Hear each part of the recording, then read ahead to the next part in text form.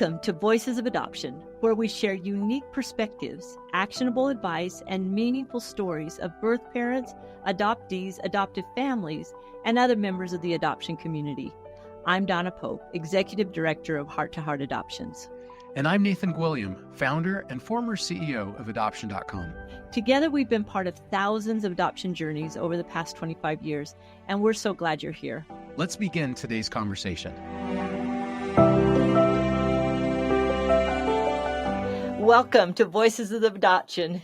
We're here with Rachel Forbes, and we're super excited. Rachel has a unique perspective because she was a Korean American adoptee. She's also a licensed clinical social worker, and she was adopted from South Korea. And then she has become a trauma-informed therapist, which is really important.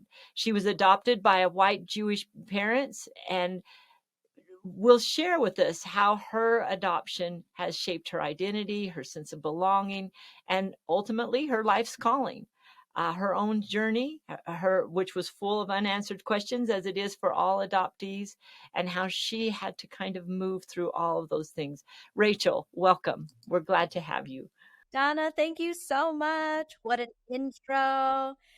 What an intro. Hey, thank you. I took a peek at your website and I took a peek at some of your podcasts. And I just want to say, I really appreciate how you are open and receptive to all members of the triad of the adoption constellation, that you're so inclusive of all the voices. I mean, voices of adoption. Voices of adoption.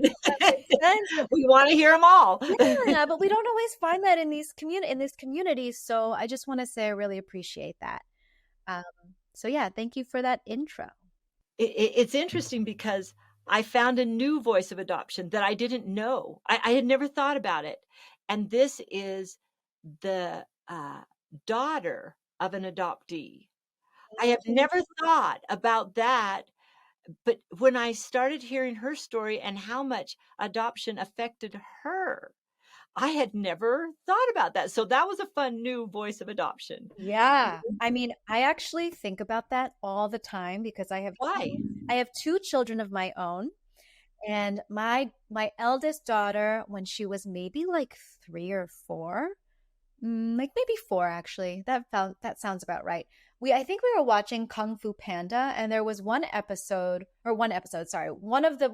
of one of those films talked about how the panda is adopted, and that was kind of an introduction to adoption and understanding that. And I shared with her that mommy is adopted, and then she had so many questions and curiosities. And to this day, she is talking about this other set of grandparents that she has. Interesting. Yeah, she's talking about this other family that she has that she would love to get to know and meet one day. And you know, she's so embracing of Korean culture. And I think there are definitely parts of her that are so just as curious as I am and just as kind of strangely connected as I am. So that's really cool. So let's go back and talk about what you know about your adoption per se. I mean, you probably don't remember a lot, but tell me what you know about your adoption and just kind of bring us up to date, how you kind of grappled with it as you were growing up. Tell us your story. Thank you. Yes. So I was adopted at 3 months old. I was placed in foster care like soon after birth. So I was in foster care for about 3 months. And I was adopted through an agency called, at the time, Social Welfare Society, now known as Korean Welfare Society, KWS. And so the story that is on paper, and I emphasize that because recently Korea has been under a lot of investigation. I'm not sure if you're aware of that, but the adoption agencies are under investigation because of a lot of falsified documents, some real unethical misconduct. Babies were taken from families without their knowing. You know, in hospitals, there were arrangements largely for, you know, the financial benefit of the adoption industry for Korea. So there was a documentary that came out that talked about some of those cases and, read some of those falsified documents. And after watching that series, one of the documents that was read was verbatim to mine. Ooh. Yeah. So what I was told and what I've carried through my life as the story in my mind is that my birth mother was, on paper, young, about 21 years old, was a secretary working in my birth father's office, had an affair with my birth father, and my birth father had a family, moved away by the time she found out she was pregnant. And that was like pretty much like how my paper read was verbatim to what was, narrated on the screen. So I was sort of like, ooh, maybe I'm one of those cases too. Well, and you kind of wonder, was that really my mom, or is that kind of a cover story that's being used? Right. Which is also not uncommon given the cultural societal shame that a lot of mothers carried, particularly in Korea and Korean society at that time, and still today. So I wouldn't be surprised by that either. But if it's one of those cases where birth mother was coerced or lied to, that's another story. But anyhow, that's the story that's on paper. That's the story I was told from the very beginning from my adoptive parents. My adoptive parents are, like you had said, they are both white and Jewish. My father actually had converted to Judaism, but they had shared with me from the very beginning my story. They've always been open, emotionally aware, emotionally open, critically thoughtful with me about, my story, held space for the moments when I asked questions. And I happen to be one of those children that at a very early age, probably like 4 or 5, I would just feel really sad in some moments and cry and think about my birth mother. And my adoptive father has this incredible gift of being very emotionally present without judgment, without agenda, didn't try to fix my feelings, just kind of acknowledged that, like, yeah, this must feel really sad. And I wonder too about what your birth mother is thinking and, what she might be doing, because those are the kinds of feelings that I would have at a very early age. I understand that not all adoptees are like that, but I've always been very emotional, very sensitive, very thoughtful about my birth family, especially my birth mother. It's an interesting thing because you think, well, why should you care? But you care. And in part because you don't look exactly like your adopted parents. But these feelings come up even for people who do, are in same race. It still seems to matter. But your parents, your adopted parents were very, like you said, your dad was thoughtful and they created a space for you to explore some of those feelings. Is that right? Yeah, to be with and to explore. And I think it's important to note, I think you bring up a great point, Donna, that, the belief oftentimes is that if you are adopting an infant, that it's like a quote unquote clean slate, right? That these infants don't carry trauma. But what we now know, understanding both epigenetics, so like experiences from our lineage that get passed down in the way our DNA is read, um, in addition to just the early life, those early experiences, even in utero, our cortisol levels in utero, our cortisol levels like immediately after birth. I mean, we know now that right after birth, baby skin to skin is like very, very important for the baby's development, for emotion regulation.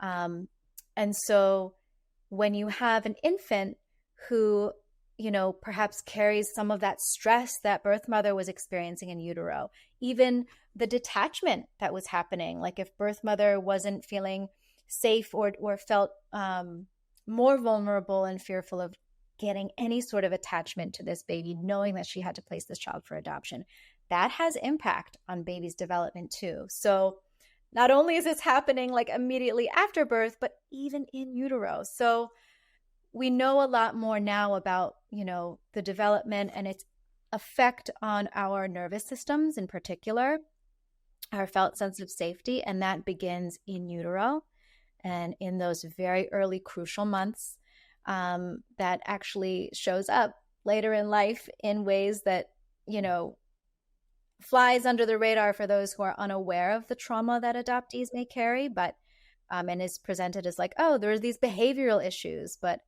actually they have long-term attachment trauma connected to that. So I just want to name that. I think that's really important. And so I get how it actually doesn't matter whether or not you are of a different race, but just that severing of attachment from birth family, from birth mother in particular, has impact on the baby, even if placed and separated right after birth. Yeah. Yeah. So you started exploring that even as a child. Yeah. Yeah. And then where did that lead you? It led me to a lot of therapy, Donna. A lot of A therapy. lot of therapy. Even And before, yeah. so your first advice to any adoptee would be get therapy. Honestly, I mean, yeah. Yes. Well, let me backtrack. It's actually started with a lot more I guess I can say like in quote unquote maladaptive behaviors and even substance use. I had suicidal thoughts, and so there was a lot of depression. So a lot of what was actually um, deep pain and loss and sorrow and grief was presenting in these, in these symptomatic ways of severe depression, a lot of anxiety, a lot of people pleasing, substance use, and just really quote unquote acting out, right? So I was the teen that kind of didn't want to listen to my parents, was really angry with them for a variety of reasons at the time, kind of engaged in or got into pretty unhealthy intimate relationships, and kind of tried to mask a lot of my pain through alcohol. And then it kind of reached a point when the suicidality was more severe. I really had to take a look at what was going on. I couldn't just manage the behaviors, although I had several like outpatient programs and therapists who focused on kind of the thoughts that I was having, which is helpful. Don't get me wrong. That's important and helpful. But it was kind of surface level stuff that really didn't get to the root of where that pain was coming from. Largely because I don't think that those therapists were adoption informed. Because I think the trauma connected to adoption is pretty unique. And so I don't know if either they didn't have the training or like personal experience or connectedness to adoption to know how that was playing out in a lot of my behaviors. But it wasn't until I met with a therapist who was adoption competent who really helped me to uncover what was happening. And that was absolutely transformational and likely saved my life, to be perfectly honest. Okay, so let's go back. And I want to, because I want to explore this whole idea of adoption competent and why it's so important. And I want to do it from the perspective of one of the things you mentioned was love and loss can coexist in the same family. Now, here's the challenge that adoptive families have, and that's that I love my child, and they do. This isn't fake. They love their child, and honestly, the child loves their parents. And so we think, well, if I love them, shouldn't it be enough? So let's explore how love and loss and how an adoption competent therapist can work with these conflicting feelings of both love and loss. Yeah. Such a beautiful question. Or just such a beautiful invitation. Um, yeah, I mean, just like you're saying, they coexist and not necessarily in conflict with one another, just kind of actually alongside, and strangely enough, almost like having nothing to do with each other. So, what I will oftentimes say to adoptive parents is that your adopted child's significant grief actually has nothing to do with you. What that also means is that you do not have the power or capacity to heal that or change that in them. And now, as you know, as a parent, and as I know as a parent, there's nothing more painful for us than to bear witness to our children suffering with absolute powerlessness and helplessness, right? That is like one of the greatest life lessons for us as parents is how do we just be with without trying to save, without trying to fix, but so much easier said than done when you would give anything and everything for your child, right? So I think it's important to just kind of name that these are separate. And a lot of times, what's also challenging is, and actually, let me try to back up for just a little bit, is that the approach that I love so much for a number of reasons is called internal family systems, IFS. Are you familiar with IFS? Yeah. Yeah. So, and I know IFS is kind of, there was an article that came out that kind of, IFS is kind of under fire right now. But the reason I love IFS is that it addresses all of these different parts of us, right? Without agenda, with unconditional love and curiosity. And so there's this ability actually for us to remain curious about that part of us as adoptees who experience this really significant loss, and to bring so much loving presence and understanding and healing in whatever form that takes for that part of you, and honor the incredible love, appreciation we have for our adoptive families. And those can absolutely coexist, like from the same being, but just kind of honoring them separately or in different ways. And I think too, what we find, or what I have found in working with adoptees who are in reunion with their birth families, is that what they discover is that the part of them that is significantly grieving that loss is really, really young, is from a different time period in their life. And so that longing that we carry for a really long time to reconnect with our birth family, it's strange when we finally do, because they actually feel like strangers in some way, because the parts of us that are yearning for reconnection and reunion are from a different time period, are younger. And so then our present day self meeting our biological family feels really strange. But that isn't to say that there isn't incredible capacity for kind of remembering on a deeper cellular level or building incredible connection in the present day. It's just interesting. And I think this is significant for adoptive families to know too, is that this is layered for adoptees, right? It's not just one time period that they're living in, right? It's like multiple, we are living in. It's like multiple at once. And that can feel really difficult to grapple with as the adoptee, but also kind of confusing for the adoptive families. So I really appreciate your naming that, because it's so significant for adoptive families to know that it's not reflective of them and their love, but more so, yeah, sorry, go ahead. No, and I'm going to name it again in a different way because it's the same concept. And you said it, that gratitude should not silence grief. So this idea that I can be grateful to my adoptive parents, but that doesn't mean that I'm not feeling sad. Right, right.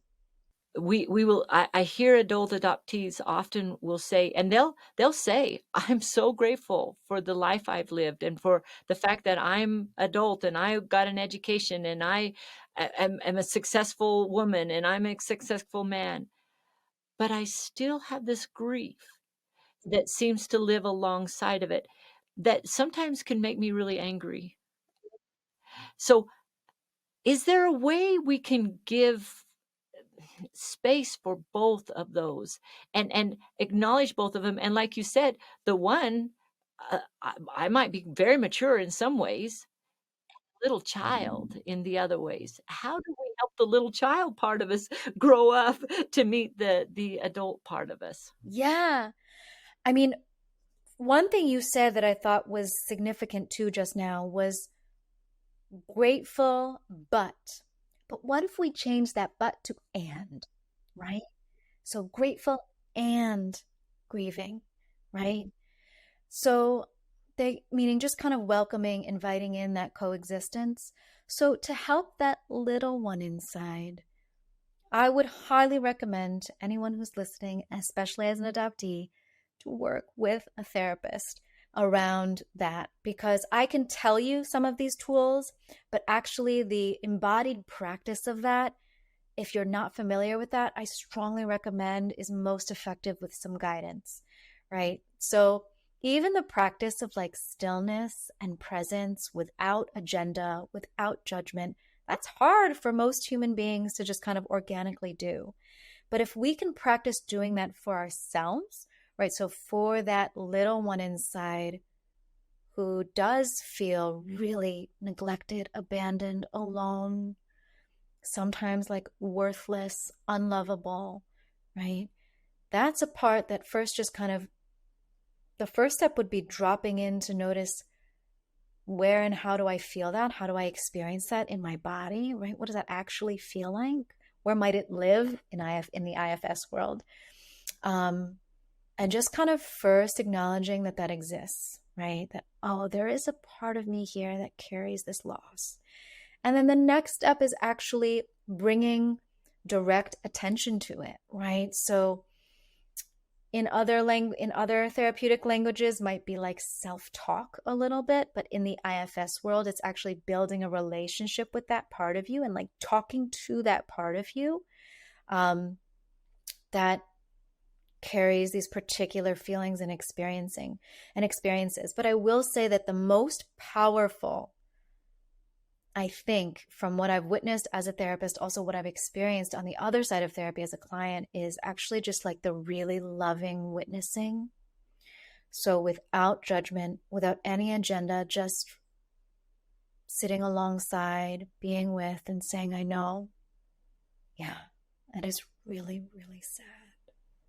And like I had a therapy session with one of my therapists. I had two like incredible therapists who could really hold this space, who were adoption competent. One of the most powerful moments for this part of me was like getting to like sob, just getting to really, really cry, like allowing that part of me to just like flow through me and just grieve and feel the pain and agony of feeling untethered, disconnected, totally alone, in spite of the fact that I have so many friends, beautiful family of my own, and still have this part of me, not all of me, but a part of me that feels like a cold, almost frozen, disconnected baby. And just grieving with her and for her, but just letting her feel so alone. And my therapist said nothing except, yeah. And that was literally all I needed in that moment. And I think that's what needs to happen, if possible, with our parents. And I know that's not our parents' job necessarily, but if we have capacity for that, I can promise you it holds enormous healing power. Yeah. That was beautiful. And I hear you and I feel you. Yeah. It would be nice if we as adoptive parents, it's tough, but could set aside our own fears, our own, uh, I'm not good enough feelings to be able to say, I am okay as a parent, but my child right now needs to feel loss, and I can't solve it for them right now. Now, most parents, we're not capable of doing that. We're Or too any wrapped parent. up. Yeah. We're too wrapped up in our own ego to be able to do that, and that's where a good therapist can come in and create that opportunity. Why is it that just feeling it, just allowing ourselves or allowing others to feel that loss heals it? Why? You know, that's a great question. And if I were a better, if I had better language for the neuroscience behind that, which I'm working on, that's just kind of a language that doesn't retain in my personal brain as well as like my flowy poetic way of understanding it. Some people might call it a little woo woo, but We like it. yeah, there's something about our kind of like interoceptive awareness. So like being able to be like consciously aware of what's happening inside of our bodies, that it's almost like with trauma, it gets stored and stuck without an empathic witness. And the way that it's described in like somatic experiencing, so Peter Levine with somatic experiencing, that's like a therapeutic approach that specifically is for people with trauma, is the belief that sort of like an animal that is like in the wild that, let's say, is running from a predator, right? That flight response. This animal runs and runs and runs to save its life. Once it's in a safe place away from the predator, it can relax and come back down, right? It can reach that place of rest and digest. But what can happen in trauma is that without that follow through, or without that empathic witness that allows this feeling to move through us, it gets stuck and stored, right? In that freeze, or in that flight, or in what are the other ones I'm thinking of? Fawn, um, fight, flight, freeze, and fawn. Fawn, explain that one. So fawning is like people pleasing, right? So it's just sort of like catering to whatever needs to happen for safety. And so with trauma, when it gets stuck and stored, it's like there hasn't been that opportunity, that safe opportunity to follow through to reach that place of rest and digest. So it's in somatic experiencing, the belief is that some of these bodily, these somatic movements that can be done can help the follow through, can help that the trauma process fully almost, or that not trauma, that's not the right word, to help the response, the trauma response to follow through all the way will help to bring relief to the traumatic experience that got stored. Does that make sense? Totally. And so let me repeat. So I, as an adoptee, feeling this loss that I can't even identify. Let's say I love my adoptive family. I feel connected to my brothers and sisters. I feel grateful. Now, certainly if I don't, that's another story, but let's just imagine that that's how I feel. But still inside, there's a pain, that there's a discontent, there's a sadness that makes me want to run and hide. Now, I think everyone feels that to some degree. And so we try to deal with it. And you said we fight, and so you get yourself in trouble. We fly, we run away, or we try to escape in some way using drugs or alcohol or something. It can also be in the form of like perfectionism, high functioning anxiety, right? Yeah. It could, and or we flee, we run away, or fawn. Now, this was a new word that you just used. This idea of I'm going to just suck up to whoever I'm around. I'm just going to be the good child. I'm going to be everything that I should be so that people will like That's me, right. I'll be whoever because you need me to be. Right. so that I can feel safe in this relationship. And we see that all over the place. All over the place we see it. So what do we do about it? The idea is to now take this person, me, get into a situation where I can truly be me, and I can truly look at how I feel, find this safe place, and start to look at it more carefully. Yeah, I mean, for example, Peter Levine, the founder, or I don't know if I want to say founder, I don't even know if that's accurate, but he's like one of the big names out there for somatic experiencing. Um, he's like a thought leader in that realm, and he one of my favorite quotes from him is that trauma isn't necessarily just what happened to you, but I'm probably not saying it exactly verbatim, but um, trauma isn't necessarily just what happened to you, but it's what happened to you without an empathic witness. so that it's actually not just the experience itself, but experiencing it alone and without, and I think when he says empathic witness really means without an emotional safety, like following that, or to recover and move through that, or to reach a place of safety, kind of like that rest and digest place, right?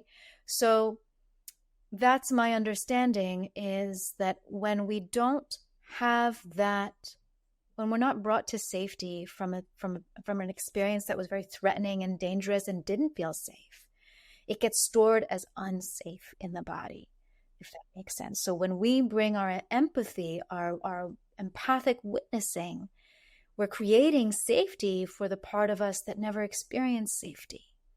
And it can be as simple as a warm, gentle presence that wasn't there when I was feeling totally alone, helpless, powerless, disconnected in a foreign place, right? Familiar, warm, safe, loving voice, right? Or presence or warmth, whatever that may be. And so that's really powerful and something we have the ability to do ourselves, which is wild to me that we have this ability. We can empathically view our own self and comfort our own self. But I want to emphasize that that's not it. We don't just need ourselves, we also really do need other people too. So now you're talking to adoptive parents. We're going to talk with each member of the constellation. Sure, sure. So you're talking to adoptive parents who see their child struggling, love them with all their heart. What would you suggest they do? Oh, I say this with so much love, but also if you're open to therapy, I would highly recommend that too. Honestly, like you mentioned, Donna, for those parts of you as adoptive parents who carry that fear, that insecurity, your own grief and loss, right?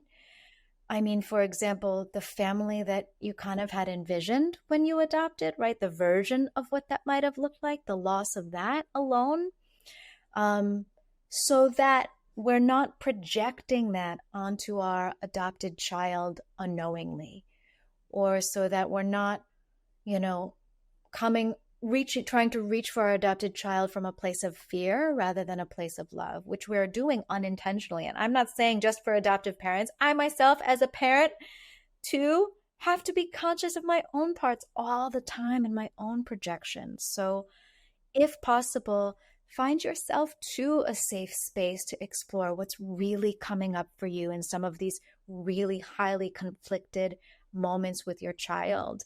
And I want to just acknowledge that this is true for every parent, not just adoptive parents, but I want to say too, for adoptive parents, it is extra work for you. And I give you a lot of props because it's harder in many ways. And so you are also so deserving of that space and time, should you want it, should you need it. That's what I would really recommend. Now that's beautiful. Now let's go to adoptees. Yeah. How do you talk to them? Oh, I love all of you so much. And I want you to know a few things. One, there is community out there for you, which I didn't know growing up, but now I think with the power of like social media, of course, with caution, um, but there's beauty to that too, where there is a huge adoptee community out there looking for a community. You can find them on Facebook, on Facebook groups. You can find them on Instagram. And I'm not intending to plug this here, but I do have a list of adoption resources on my website that have a number of like Instagram handles and social media handles of adoptee accounts that I think are really supportive and lovely and informative for adoptive families and for adoptees. But if you are an adoptee looking for other adoptees who are struggling with the same kinds of things, I want you to know you are not alone, which oftentimes the concern is like, am I the only one who feels this way? If you're not connected to other adoptees, if you're not aware of other adoptee experiences, we are out here. And the voices of adoptees are amplifying more and more these days. So get connected if you can. So now I'm going to go to, and I do want to plug, and we will put on you, send me all those lists because absolutely we want to plug those. Yeah. But now let's go to birth parents, because birth parents hear these stories of adoptees and they go, Oh, oh, I don't want to traumatize my child. I'm trying to do the best for my child. I'm trying to make sure that I give my child into a situation that they're going to be loved. And oh, I want them to know I love them. What are you going to say to them? ah, especially as a mother now, my heart goes so much out to you, and just like the courage and the love that went into that decision that you made. If it was your autonomous choice, if it wasn't your autonomous choice, oh, I send a lot of love to you there too, because it's not always, sometimes it is coerced, for which I'm so sorry if that has happened to you. Um, I will say this. I mean, honestly, as you know, as a person who went to a lot of therapy and who is now a therapist myself, highly inspired by my own experiences, I'm sure you can imagine. If you have a space for you and your grief and your fears and your concerns, I would certainly recommend to seek that. But I also want you to know, in my experience in working with adoptees, working through this trauma, the place that they find often, if not always, because I do something called like a womb regression with them, where we go back to the womb. And what they find is actually a lot of compassion for their birth mother, for their birth parent, particularly the one who carried them. And they, there is, when there is real presence and ability to hold full presence for all parts of them, they're also able to hold full presence for all parts of you, birth mom, birth parents. And they see your humanity just as much as they can see their own. And they can recognize that actually your decision was not about hurting them in any form. And so I also want to say, with an asterisk, not always is that the case also.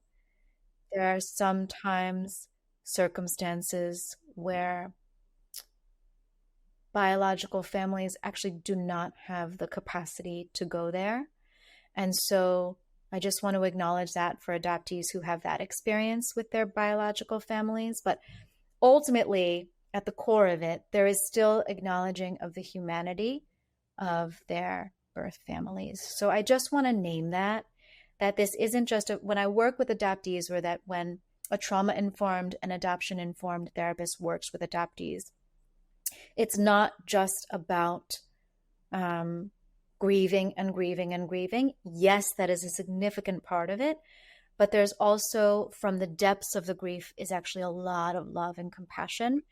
And I just want that to be known across the board too, for adoptees, for adoptive families, and for birth families. So I just think that that's important to name for any part of birth families who are like, oh, what have I done in hearing this podcast? This is not, it's a lot more complex than that. It is complex. And considering that complexity, some people honestly say, well, we should just not do adoptions at all. We should just not do adoption. There's just too much. It's just too much. There's too many problems with it. How do you respond? Oh, you know, in a perfect world with perfect harmonious systems in place, I would say sure. Abolish adoption and support the biological families in a wholesome way so that families can stay together. However, the reality in the world in which we live is not as so. And there are so many circumstances under which the biological families actually literally cannot care for the child, and there is no other alternative, and or the systems in place have tried, have made efforts. I've been a witness to that. I've been a part of that. And it's just not always possible. And so while I would love to say, yeah, let's live in a world where we can fully support every single biological family to stay together, I have not seen that possible. But I get the community that's calling for that. I understand the why. And I've also seen so many circumstances where there was literally no other way. And so what we do with that is we bring as much informed healing to that space. And then we also acknowledge this like transformational empowerment that can come from that, of like, it has a ripple effect when you have this unique capacity to understand complexities and layers of trauma, where you can extend a lot of healing towards communities and places that have that too, that don't know what to do with it. So I'm just saying there are, that in this world in which we live, where it's not possible always to not adopt, when we do adopt, let's see where we can draw from our empowerment in this space to bring more harmony and healing to the community and space, in whichever form that may be. Because I do think that this experience as adoptees, as adoptive parents in this community, is so unique and can be applied, like the skills that we carry as a consequence of what we've been through can be applied to so many really beautiful communal spaces. So I just want to name that there too. I love the phrase transformational power. So you can take something that's not the ideal, you can take something that's actually very painful, traumatic, very difficult, and learn from it and grow from it and actually become more from it. Yeah. I don't know about more, if that feels like the right word on my end, but maybe become, you can contribute your wisdom and experience to the world in a way that can be really helpful, is what I'm saying. Yeah. So let's go back to your story. So you were struggling. You were struggling, and you decided to kind of do that transformational change. How did that? You started to go through therapy, you started to, have some good experiences, and then what did you decide? Well, what I would also say is, as a young child, having always been sensitive and emotionally aware, um, I kind of was always the person who my friends would come to talk to. I could hold space for people. And at one point, my dad was like, Rachel, you can make money off of doing this. He Go was make saying, like, some half jokingly, but also half serious. money. And I guess it's the thing that I've always just kind of organically felt drawn to, just like light something up within me when I have the opportunity to do. And when I started to do my own inner work, I just couldn't believe what was possible. I thought that I was going to be stuck, feeling totally hopeless, worthless, unlovable my whole life. I wasn't sure what I was going to do or how I was going to make it, but I was going to make it chaotically, was my belief. But when I met with a therapist who really knew how to be with me, to acknowledge and honor all parts of me, I was like, wow, this exists. And not only does this exist between me and another person, but she helped me to cultivate that relationship with myself, which I was like, oh my gosh, who knew we have this incredible, simple, yet powerful gift in our bodies in this lifetime?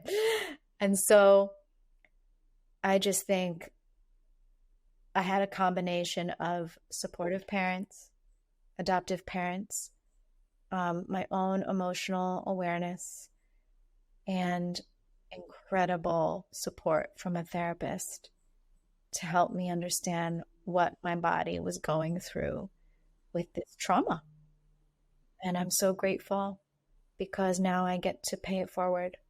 And there are adoptees that may be listening to this, and their question is, where could I find that kind of a therapist? Yes, I'm so glad you're asking. So, the adoptee therapist community is not super large. However, there is an amazing adoptee who created an online directory. I want to get the website correct. If I get it incorrectly, it will be on the resource list that I provide Donna with. But I think it's growbeyondwords.com. There's an adoptee therapist directory on that website, specifically by state. If you don't find somebody in that space, I recommend using one of the bigger search engines like Psychology Today, Therapy Den, and you can type in adoption therapist and then your zip code. And you should find, those who have marked on their profile specializing in adoption. Now, they may not be adoptees, but if they have marked that, the hope and belief and the expectation is that they do specialize in adoption. They're adoption competent, adoption informed, certified, or connected to the adoption community in some form or another. But yeah, those are the best routes that I'm aware of at this moment in time. Well, and we're going to try, one of the things that we're trying to do is create more routes and pull together all of these adoption resources so that people can find them easily. Yeah.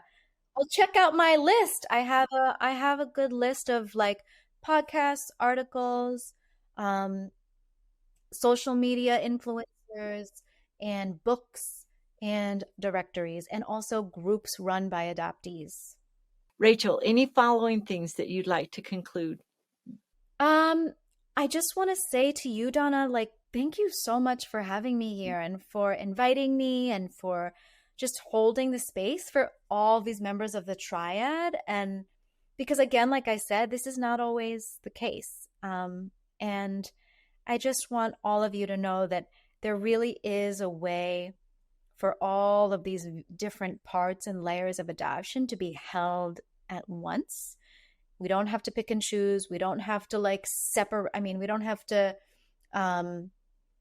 weigh one against the other. It truly is. They're all worth honoring and acknowledging as part of this process. And it is really hard. It is really hard for all of us involved. And there is also a way to bring a lot of when I say healing, by the way, it doesn't mean that those triggers don't come up over and over again throughout life. It just means we increase our capacity to bring love, more and more love to them each and every time. So there is this ability for us to bring a lot of self-compassion to these spaces. And not only that, but then kind of find our own empowerment and our own felt sense of belonging and or purpose in this life. And that's really, really beautiful. So that's what I want to share today. Thanks everybody for joining us. We'll talk to you soon. Bye. Thank you for listening to Voices of Adoption. I'm Donna Pope. And I'm Nathan Gwilliam. Every voice in the adoption triad deserves to be heard and understood. Visit voicesofadoption.org to subscribe and access additional resources. And then join us next time as we continue to build bridges through conversation.